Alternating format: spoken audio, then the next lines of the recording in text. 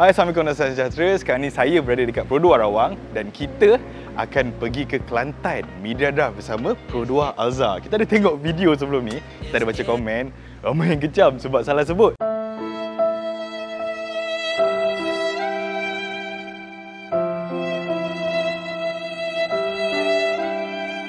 Tapi tak apa, kita nak ikut sendiri Pro2 Alza Media Drive ni ke Kelantan untuk kita kenal lebih lanjut supaya tak salah-salah dah. Kalau tak salah, tak adalah orang kecam. Betul tak? Jom, saya dah tak sabar nak drive Pro2 Ativa ni. Nak tengok macam mana handling Pro2 MyG. Jom!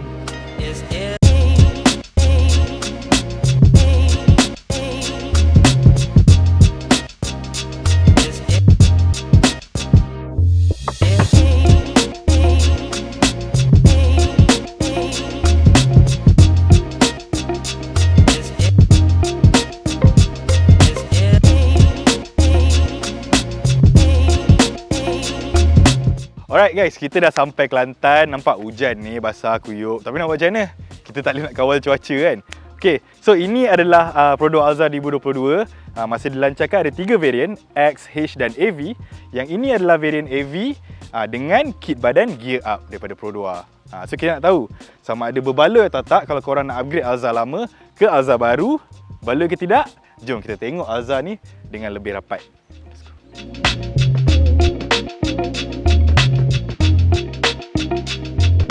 Okay guys, sebenarnya kita orang ni bertuah juga sebenarnya sebab untuk kita orang drive kereta ni daripada Rawang ke Kelantan, sebenarnya kereta yang kita orang drive ni baru sehari keluar kilang. Odometer dia pun baru 30 km masa kita orang drive.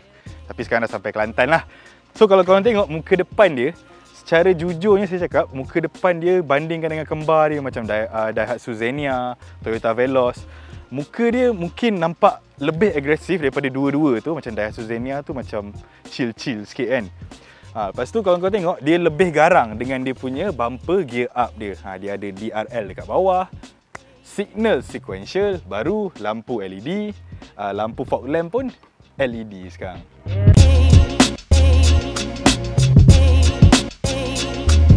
Okay, korang tengok sendiri side profile tepi dia. Ada lekuk-lekuk ni. Kan handsome tu. Tengok rim dia. Rim dia sekarang guna 16 inci, 2 tona.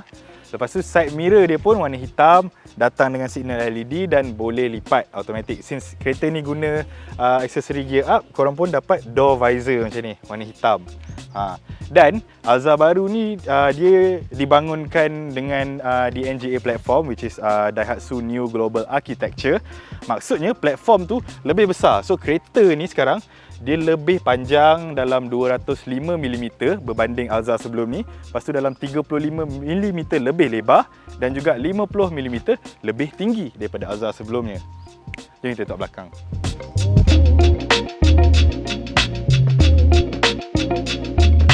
Okay, kalau kau tengok bahagian belakang dia, nampak lain sikit daripada Alza sebelumnya sebab saya cakap tadi gear up dapat bumper bawah. Lagi satu, kalau korang fancykan dengan signal sequential dia, belakang tak ada depan sahaja. Selain tu korang akan dapat rear spoiler. Kalau yang antena yang macam ni, semua dapat. Hai, benda yang paling praktikal sekali kat Alza baru ni, mestilah dia punya boot space. Kalau korang tak lipat dia punya barisan ketiga ni, korang dapat dalam 137 liter. Besar tu, kalau sebelum ni Alza lama tu dalam 83 liter sahaja. Kalau lipat macam ni, korang boleh dapat 498 liter. Close to 500 liter. Besar tu. Kalau yang dulu tu dalam 348 liter je kalau korang turunkan seat yang ketiga. Jom.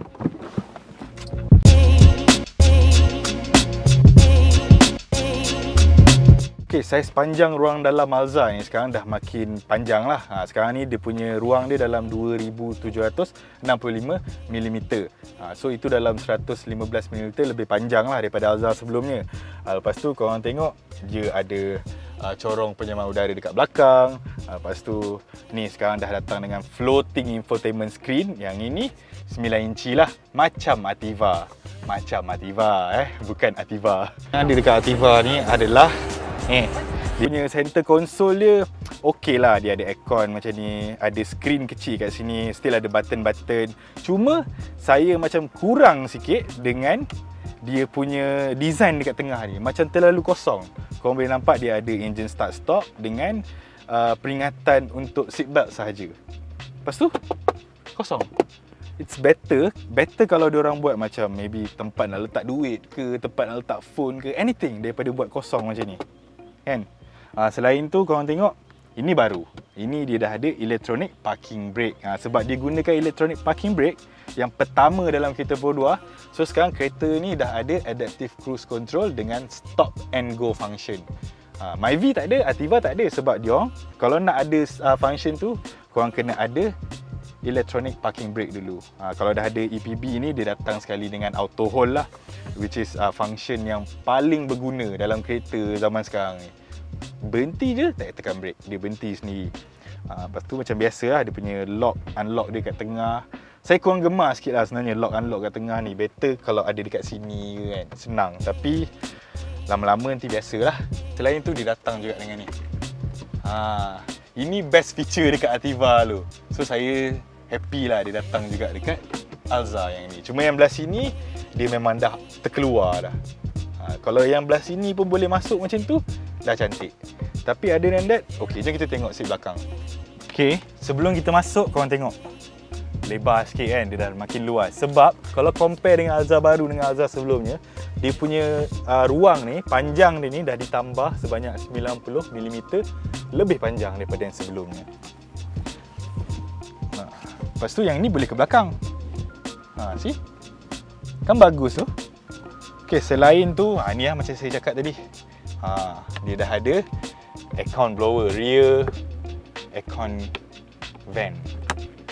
Mudah sebab sekarang ni sebab kereta kan panjang, ada sampai 3 barisan tempat duduk. So benda ni sangat-sangatlah praktikal, terutama untuk cuaca-cuaca kat Malaysia. Cuma bukan untuk sekarang lah, sekarang ni hujan nampak. So ini pun tak ada on sangat. Tapi mungkin design dia tu lah, design wise saya kurang berkenan. Tapi yelah, benda ni orang bukan pandang sangat design dia, orang nak sejuk je kan. So tak ada masalah untuk tu. Ada lampu. Selain tu, dekat second row sekarang dah ada center armrest. So kalau korang tak duduk 3 orang kat sini, duduk 2 orang, dah boleh buka center armrest ni kat sini. Kan macam boss tu.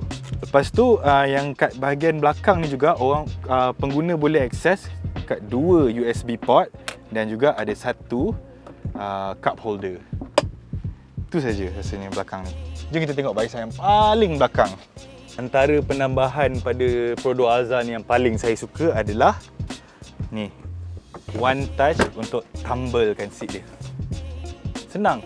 Bukan ni saja, yang ini pun boleh, tapi saya saja ambil yang besar sikit supaya lebih senang nak masuk. See? Luas. Nak turun balik pun senang. So korang tak payahlah nak macam tu, nampak? Mudah. Laju.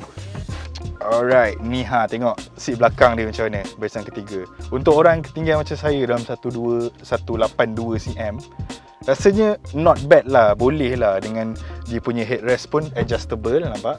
Boleh ikut ketinggian, keselesaan korang. Dia punya ni pun boleh recline sikit lah. Boleh lah, dia tak adalah menegak sangat duduk. Kalau kedudukan macam ni, seat barisan kedua pun tak dikebelakangkan sangat, saya rasa not bad. Cuba tunjuk sikit depan tu. Itu mungkin bagi setengah orang agak sempit, tapi kalau saya kebelakangkan dia sikit, tengok dia akan jadi sempit lah.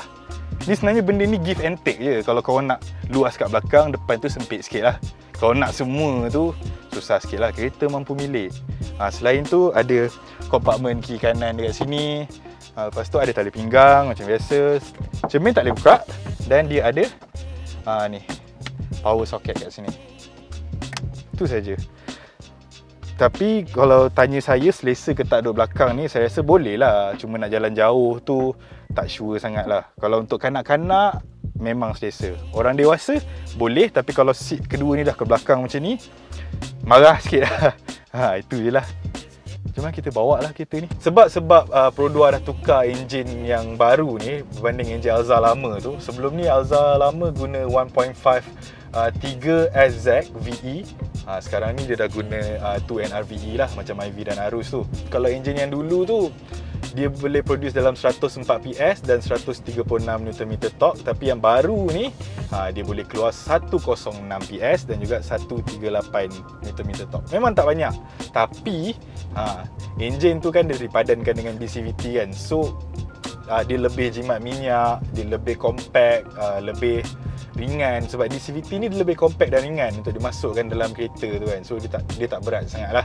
Yang paling saya suka dia punya ciri-ciri time driving ni adalah dia punya lane keep assist dengan dia punya ni adaptive cruise control dengan stop and go.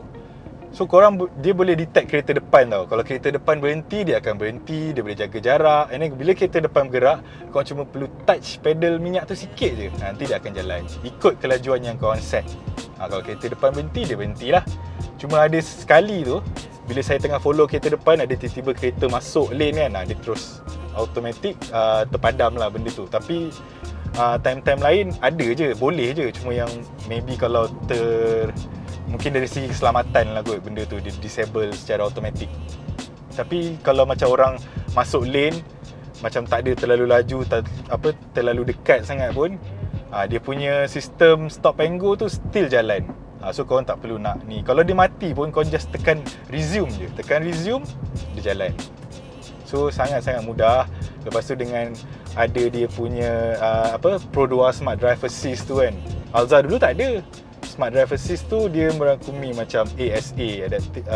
ASA tu adalah Advanced Safety Assist. Itu ada dalam pre-collision warning lah, semua benda tu kan, untuk pelanggaran, semua amaran pelanggaran. Selain tu dia ada juga Driving Assist lah. Driving Assist macam lane keep control, semua benda tu. So supaya dia takkan terkeluar daripada lane. Kecuali kawan-kawan bagi signal. Kawan-kawan tak bagi signal, dia dapat detect lane jalan, dia akan make sure korang ada dalam lane lah. Tu je lah. Sebab memanglah benda-benda ni macam orang cakap tak penting sangat lah kan. Tapi benda tu kalau ada, memang bagus. Sebab dia dapat sekurang-kurangnya dapat mengurangkan kecuaian dan kelalaian orang lah, terutama memandu kan. Okay, selain tu Pro 2 Smart Drive Assist juga ada Headlamp Assist. So contohnya macam kalau dia tengok jalan kosong, tak ada kereta kat depan, so dia akan bagi lampu tinggi. Kalau ada kereta detect, dia akan ni. Tapi even dalam dia punya honest manual pun dia kata benda ni tak adalah 100% accurate. So kalau korang dah nampak orang lalu depan tu, janganlah biar je lampu tinggi tu. Kalau lampu tinggi tu tak mati, korang matikan. And then dia yang Alza baru ni pun dia dah datang dengan 3 mod pemanduan. Dah ada Eco, Normal dan juga Power. Kalau tak silap saya sebelum ni Eco tu macam automatic kot. Even kalau dekat Ativa dan Myvi pun, kalau korang boleh tengok dia punya power mode dia, power mode lah dia tulis PWR. Tapi kalau dekat Alza ni dia tulis drive mode. So korang boleh pilih 3 mode tadi tu lah. Cuma saya tak pakai Eco lah. Bagi saya normal ni dah cukup dah. Cuma power tu dia lebih macam lebih responsif. So korang senang nak memotong semualah, nak naik bukit ke apa kan. Other than that, kereta ni okey lah, okey je. Memang value for money. Kalau kita nak cakap MPV dengan harga 75,500 ni, dengan semua teknologi yang korang ada ni, sangat-sangat berbaloi. Kalau nak compare dengan, kita tengok dengan dia punya kembar dia, Veloz tu dalam 95,000, dalam about 20k lagi mahal daripada kereta ni. Tapi ikut poket korang masing-masing kan. Okay lah, secara ringkasnya kan, Alza baru ni dia bukan saja selesa untuk pemandu, tapi untuk penumpang sekali. Korang tengok dia punya ruang belakang yang dah makin lebar. Lepas tu datang dengan center armrest lagi. Apa lagi yang korang nak? Untuk kereta yang mampu milik, yang penuh dan padat dengan ciri-ciri yang up to date macam ni, rasanya dah tak banyak boleh komplain lah kot. Sebab korang tengok sendiri harga yang diletakkan oleh Toyota Veloz, 95,000 dengan 75,000 ni. Still the same car, cuma berbeza pada ciri-ciri sikit-sikit kan. Tapi chassis sama, engine sama. Okay dulu. So berbaloi atau tidak kalau korang nak upgrade Alza lama ke Alza baru? Test drive dulu kereta ni, baru tahu.